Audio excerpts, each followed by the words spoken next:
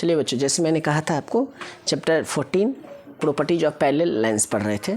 इसका ये इलुस्ट्रेटिव है। इलुस्ट्रेटिव मतलब होता है सॉल्व एग्जाम्पल, मतलब सॉल्व एग्जाम्पल। इलुस्ट्रेटिव मतलब सॉल्व एग्जाम्पल है। ये आपके बुक में टोटल कितने एग्जाम्पल दिए हैं? टोटल 10 एग्जाम्पल दिए हैं। 10वें एग्जाम्पल को बनाना है, लेकिन हम आपको सिर्फ एक एग्जाम्पल बताएंगे। एग्जाम्पल फर्स्ट में है in the given figure l parallel m. ये फिगर दिया गया है और एल जो है वो एम के पैरेलल है। क्लियर? उसके बाद है टी इज ट्रांसवर्सल। टी जो है वो एक ट्रांसवर्सल है जो दो पॉइंट पे काटती है, एल को और एम को। समझ गए? And such that angle 1 equal to 35 degree. Find the measure of each angle of the measure of each angle 1 2 3 4 5 6 7 8 निकालना है आपको। सिर्फ एंगल 1 आपको दिया गया है और एंगल 2 से लेके 8 तक आपको निकालना है। ये आपका एक फिगर दिया गया है। अब आ जा रहा है ना? हाँ, फिगर आपका दिया गया है। चलिए, सबसे पहले एंगल 1 कितना है? 135 डिग्री। 4 प्रॉपर्टीज अपने लोग पढ़े थे।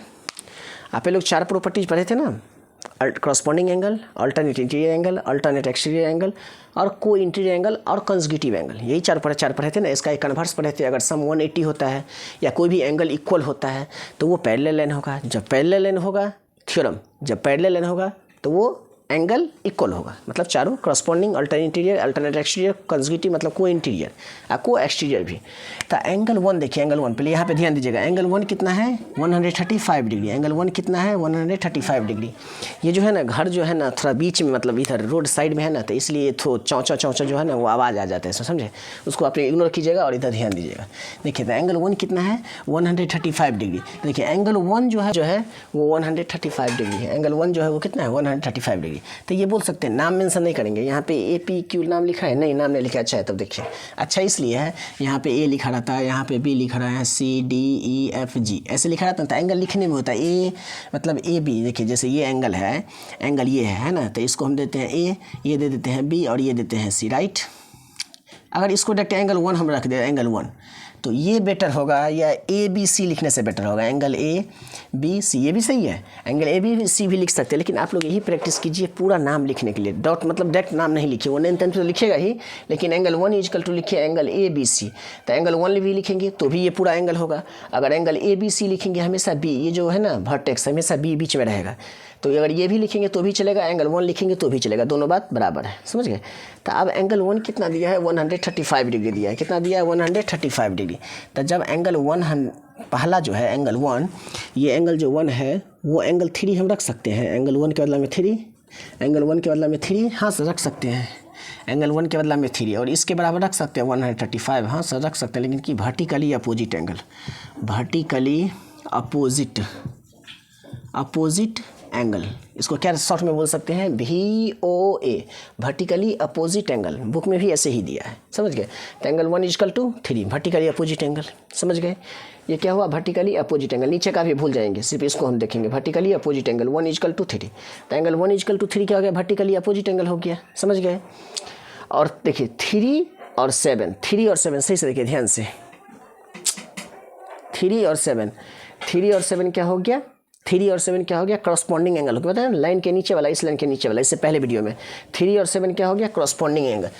3 और 7, तो एंगल 3 और एंगल 7 को हम क्या बोल सकते हैं? एंगल 3 को, ये वाला एंगल 3 को और एंगल 7 को क्या बोल सकते हैं? Corresponding angle. तो एंगल 3 और एंगल 7, तो एंगल 3 कितना है? 135 डिग्री, 135 डिग्री। तो एंगल 7 भी कितना हो जाएगा? 135 डिग्री हो जाएगा। थोड़ा सा कंसेप्ट नहीं लगेगा समझ में, लेकिन जब तक आप फर्स्ट लेक्चर देखिएगा समझ में आ जाएगा। देखिए, एंगल 1 जो था, एंगल 1, ये वाला जो 1 था, 1 वो 135 था, तो 3 भी 135 हो गया। कैसे? Vertically opposite angle. और जब 3 135 था तो 7 भी क्या हो गया? Corresponding angle. 3 और 7, 3 और 7, 3 7 3 7 3 7 कितना हो गया? ये अल्टरनेट करस्पॉन्डिंग एंगल हो गया। तो यहाँ लिखेंगे करस्पॉन्डिंग एंगल्स। क्या लिखेंगे यहाँ पे? Corresponding angle. Sir corresponding angle क्यों होगा? बताए थे ना। ये क्या लग रहा है? ये दोनों लाइन ही पैरेलल है। बताया ना पहला क्वेश्चन, पैरेलल एल और एम क्या है? दोनों एल एम क्या है? पैरेलल है और टी ट्रांसवर्सल है। इसलिए 3 और 7 क्या हुआ? बराबर हो गया। समझ गए? देखिए 3 और 7 बराबर हो गया। तो यहाँ 7 और 5 को देखिए तो वर्टिकली बन रहा है। वर्टिकली 7 और 5, 7 और 5, 7 और 5। तो यहाँ लिखेंगे एंगल 7 इक्वल टू एंगल 5। ई भी लिखेंगे 135 डिग्री। तो ये क्या हो जाएगा? देखिए 1 और 3 वर्टिकली अपोजिट एंगल, 3 और 7 करस्पॉन्डिंग एंगल, 7 और 5 vertically opposite angle. Vertically opposite angle, vertically opposite angle थोड़ा बड़ा हो जाता, 7 और 5। आप देखिए एंगल 5 लाइन के ऊपर वाला और एंगल 1 ये भी करस्पॉन्डिंग एंगल बन रहा है कि नहीं बन रहा है, बन रहा है कि नहीं बन रहा है। एंगल 1 और 5 ये भी करस्पॉन्डिंग बन रहा है। तो अगर 5 कितना है 135, तो 1 भी तो पहले 135 है भाई। चलिए ये हो गया 3, 1 और 3 वर्टिकली अपोजिट एंगल, एक दिया था 135, इसीलिए 3 हो गया 135। जब 3 निकल गया 135 तो 7 भी निकल जाएगा 135 करस्पॉन्डिंग एंगल। जब 7 निकल गया 135 तब 5 भी निकल जाएगा 135, क्यों वर्टिकली अपोजिट एंगल। और जब 5 निकल गया तो 1 भी निकल जाएगा। 21 तो यहाँ पे पहुँचे हैं ना, तो वैसे ही 1 और 5 क्या हो गया, 1 और 5 क्या हुआ, 1 और 5 करस्पॉन्डिंग एंगल हुआ, क्यों, क्योंकि ये दोनों पैरेलल है। चलिए तब यहाँ हम क्या क्या कंक्लूजन निकाल सकते हैं। एंगल 1 चल हाँ, एंगल 1 कितना निकल गया 135 डिग्री। एंगल 2 कितना निकल गया रज्जे, एंगल 2 तो अभी निकला नहीं है। एंगल 3 कितना निकल गया, एंगल 3 135 डिग्री, समझ गए 135 डिग्री। और एंगल 4 कितना निकल गया, एंगल 4 आया है, अभी नहीं आया है। एंगल 5 आ गया, हाँ एंगल 5 भी आ गया 135 डिग्री। और एंगल 6 आया है, एंगल 6 भी नहीं आया है, लाएंगे उसको भी लाएंगे। एंगल 7 आया, 7 हाँ 7 भी आ गया 135 डिग्री। इसका मतलब 4 गो तो आ गया अपने को, 4 गो आ गया ना। एंगल 7 और एंगल 8 भी अभी नहीं आया, कितना आ गया है 4 एंगल आ गया है। तो एंगल 1 भी आ गया, 3 भी आ गया, 5 भी आ गया, 7 भी आ गया। जो भी प्रॉपर्टी से आया, कौन कौन प्रॉपर्टी से आया, वर्टिकली अपोजिट एंगल आया, करस्पॉन्डिंग एंगल आया और वर्टिकली अपोजिट एंगल आया। अब देखेंगे ये 2 4 6 8 कैसे आएगा। सो देखिए ये 2 4 6 8 कैसे आएगा, उसको निकालते। देखिए एंगल 1 कितना दिया था 135, उसको इरेज कर देते हैं, ऐसे इरेज कर देते हैं, यहाँ पे लिखेंगे ना इसलिए इरेज कर देते हैं 135। और ये 2 हमको मालूम नहीं है, तो इसको हम कैसे निकाल सकते हैं। इस वाले को, इस पूरे को तो मान सकते हैं LPA, इस पूरे को हम LPA मान सकते हैं कि नहीं मान सकते। हाँ सर मान सकते हैं, क्योंकि लाइन के ऊपर है, right. Angle 2 plus 135 degree equal to 180 degree, क्यों LP में बोले तो linear pair. Lecture first, angle 2 plus 135 equal to 180 LP linear pair. तो एंगल 2 कितने हो जाएगा 180 माइनस 135 कितने हो जाएगा 45 डिग्री। नहीं सर गलती लग रहा है, कहाँ गलती है, 35 5 40, सॉरी 5 5 10, 1 4 3 7 1 8 हो तो क्या 45 डिग्री, सही तो है। हाँ चलिए तो एंगल 2 कितना निकल गया, एंगल 2। अब इसको इरेज कर देते हैं ऐसे करके। अरे यहाँ तो मार्कर चल रहा है इसलिए ऐसे इरेज कर देते, आप लोग तो इरेज नहीं करिएगा ना। हाँ देखिए यहाँ कितना हो गया, ये 2 को मिटा देते हैं, 2 को। ये एंगल ऐसे 2 है, लेकिन ये कितना निकला, एंगल 2 कितना निकला 45 डिग्री। तब यहाँ लिख सकते हैं एंगल 2 कितना है 45, तो यहाँ लिख लीजिए एंगल 2 45। ये निकालना कैसे वो आपको नहीं बताना है, बस खाली प्रॉपर्टी लगा देना, हो गया। तो यहाँ लिख देंगे एंगल 2 इक्वल टू 45 डिग्री और यहाँ लिख देंगे क्या LP, यहाँ क्या लिख देंगे LP, बस हो गया, क्लियर, समझ गए। अब देखिए एंगल 2 आ गया 45 डिग्री, एंगल 2। तो 2 क्या है, ये 2 क्या है लाइन के ऊपर वाला, 6 भी लाइन के ऊपर वाला। तो ये 2 इक्वल टू क्या हो जाएगा 6। तो यहाँ लिख देंगे angle 2 equal to angle 6 y कितना डिग्री 45 डिग्री।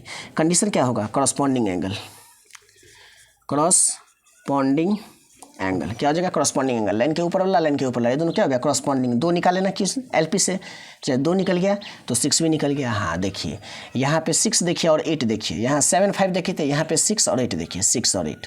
तो एंगल 6 बोल सकते हैं एंगल 8 के बराबर है कितना 45 डिग्री। कंडीशन क्या बोलेंगे, vertically opposite angle, vertically opposite angle. देखिए 2 निकाले इस दोनों की सहायता से LP से, फिर 2 से 6 हो गया करस्पॉन्डिंग एंगल, 6 से 8 हो गया वर्टिकली अपोजिट एंगल। तो 6 कितना निकला 45 डिग्री, 8 कितना निकला 45 डिग्री, 6 8 है, हाँ ये भी 45, हाँ वो भी 45 ही होगा, देखिए ना वो भी 45 4 हो गया ना। देखिए अब यहाँ 2 कितना है 45 डिग्री, तो इसको वर्टिकली अपोजिट मानिए, इसको वर्टिकली अपोजिट मानिए। तो एंगल 2 इक्वल टू जो होगा एंगल 4 हो जाएगा, ये भी कितना हो जाएगा 45 डिग्री। तो ये भी क्या हो जाएगा VOA वर्टिकली अपोजिट एंगल, ये भी हो गया 45 डिग्री। देखिए यही टोटल कंडीशन था, यही टोटल कंडीशन था, यही 4। इसी के आपको बुक में कितना कितना दिया है सर देख लेते हैं बुक का भी एक बार। 2 45 डिग्री है, हाँ सर 2 45 डिग्री है, 3 135, 3 135। पहले 145 वाला देखते हैं, 7 5 3, 7 5 3, राइट। एक तो दिया ही है, ऊपर से 2 4 6 8, 2 4 6 8, सही है। चलिए एग्जाम्पल तो पहला क्लियर हो गया, इलस्ट्रेटिव एग्जाम्पल फर्स्ट क्लियर हो गया, इतना ही था। ऐसे ही आप लिखेंगे तो फुल का फुल मार्क मिलेगा आपको, इसमें कोई टीचर कुछ नहीं काटेंगे, समझ गए। नहीं, अगर इसको और डेविएट करना है तो एक लाइन यहाँ से चालू कीजिए, यहाँ से नीचे आइए, पूरा प्रॉपर्टी का नाम साथ साथ एग्जाम्पल देते हुए पूरे सॉल्यूशन लिखे, तब जाके आपको 1.5-2 पेज में होगा तो वो भी चलेगा। लेकिन ये इतना इनफ है। प्रॉपर्टी 4 लगाएंगे, करस्पॉन्डिंग, अल्टर इंटीरियर, एक्सटीरियर, को इंटीरियर, और इसका जो रिवर्स होगा वो लगाएंगे। अगर ये 4-5 लगा देते हैं तो टोटल क्वेश्चन 1 से 2 मिनट में क्लियर हो जाएगा। ये दिया है वर्टिकल ओपोजिट एंगल, ये दिया है क्रॉसपॉन्डिंग एंगल, ये दिया है वर्टिकल ओपोजिट एंगल, बस हो गया।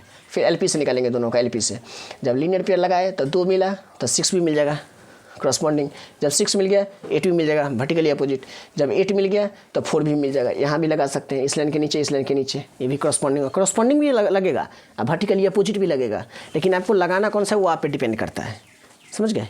चलिए, इलस्ट्रेटिव एग्जाम्पल फर्स्ट हो गया। और 2 से लेके कोई हार्ड है नहीं, 2 से लेके 10 तक बना लीजिएगा। अब एक्सरसाइज देखेंगे, question number first. Question number first इसका डिट्टो है, समझ गए। क्वेश्चन नंबर फर्स्ट देखेंगे।